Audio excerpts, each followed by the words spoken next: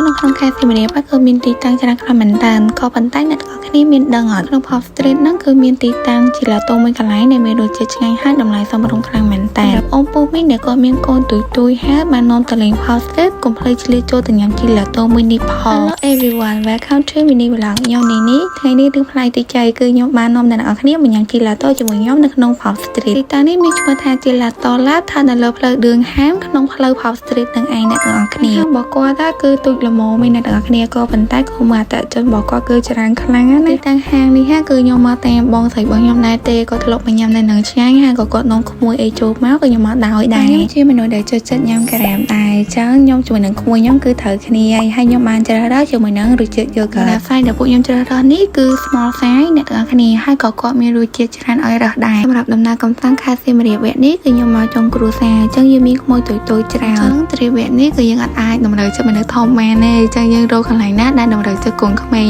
ដែរខាងនេះវិញគឺគេបានជ្រើសរើសជាមួយនឹងរសជាតិក្រូចទាំងពីរមកអ្នកទាំងអស់គ្នារសជាតិអីគេ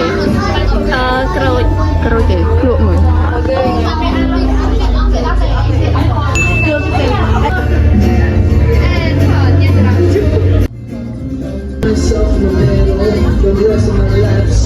សម្រាប់ជីឡាតូដែលខ្ញុំជ្រើសរើសគឺខ្ញុំបានយកជាមួយនឹងរសជាតិ yogurt សម្រាប់រសជាតិមួយនេះគឺខ្ញុំពេញចិត្តឆ្ងាញ់ខ្ញុំរែកឲ្យ10លើ10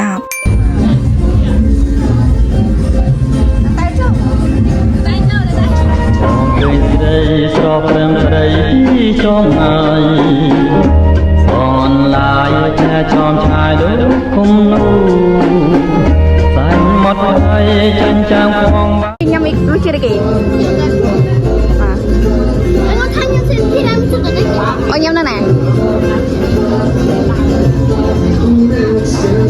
យើងបានញ៉ាំជីឡាតូម្នាក់មួយហើយយើងត្រូវត្រឡប់ទៅវិញហើយសូវីដេអូនេះខ្ញុំមានតែប៉ុណ្្នឹងទេជួបគ្នានៅវីដេអូក្រោយថតទៀតបាយបាយបងក្លិននួនឡងស្រោ